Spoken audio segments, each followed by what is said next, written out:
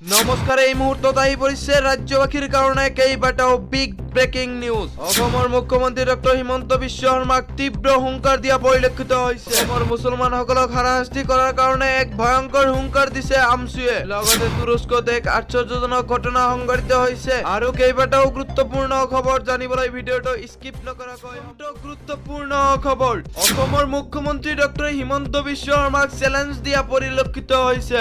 এই মুহূৰ্তত জনাবলৈ ওলাইছে এটা বিগ ব্ৰেকিং নিউজ। মুখ্যমন্ত্ৰী ডক্টৰ হিমন্ত বিশ্ব শৰ্মাক চেলেঞ্জ দিয়া পৰিলক্ষিত হৈছে আমছুৰ নেতাৰ। 50 বাৰ মুখ্যমন্ত্ৰী হলেও অসমৰ মুছলমানক শেষ কৰিব নোৱাৰে মুখ্যমন্ত্ৰী ডক্টৰ হিমন্ত বিশ্ব শৰ্মাই। লাখ লাখ বুলডোজাৰ লগালেও ধ্বংস নহয় অসমৰ মুছলমান। যিমান পুলিচ মিলিটাৰী আছে লগাই দিয়ক মুখ্যমন্ত্ৰী ডক্টৰ হিমন্ত বিশ্ব শৰ্মাই। এইদৰে চেলেঞ্জ কৰা পৰিলক্ষিত হৈছে আমছুৰ নেতাৰ।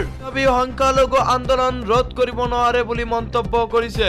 মানুহক মানুহৰ দৰে ব্যৱহাৰ কৰিবলৈ শিকক। হিটলাৰৰ উদাহৰণ দি বাগবৰৰ পৰা মুখ্যমন্ত্ৰী ডক্টৰ হিমন্ত বিশ্ব শৰ্মাক তীব্ৰ হুংকাৰ আমছুৰ।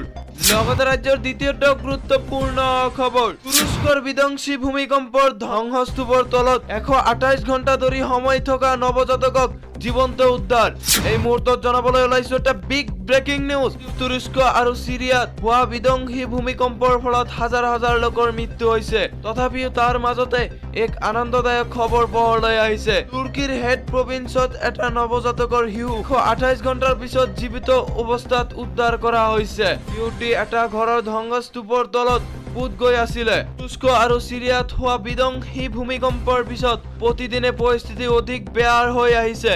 তুৰস্ক আৰু সিৰিয়াত ভূমিকম্পৰ ফলত এতিয়ালৈকে 25,000ৰো অধিক লোকৰ মৃত্যু হোৱাৰ খবৰ পোৱা গৈছে। ভাৰতে অপাৰেচন টৰ্চৰ অধীনত দুয়োখন দেশক সহায় আগবঢ়াইছে। ভাৰতৰ ৰাষ্ট্ৰীয় দুৰ্যোগ সঁহাৰি বাহিনীৰ দলবোৰ তুৰস্কৰ সিৰিয়াত উদ্ধাৰ অভিযানত নিয়োজিত হৈ আছে। লগতে ৰাজ্যৰ শেষৰটো গুৰুত্বপূৰ্ণ খবৰ। মানকাচৰত শোকাবহ পথ দুৰ্ঘটনা সংঘটিত হৈছে।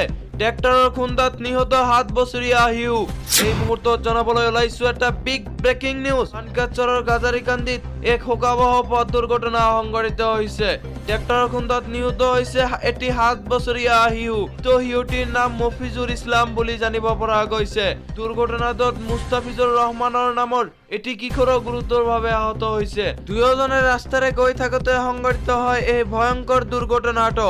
এনেধৰণৰ নিত্য নতুন খবৰ পাবলৈ আমাৰ টাইম ফৰ আসাম নামৰ চেনেলটো সাবস্ক্ৰাইব কৰাৰ লগতে ভিডিঅ'ত এটা লাইক কৰি দিব। আপোনালোকৰ একোটা মূল্যৱান লাইকে আমাক ভিডিঅ' বনাই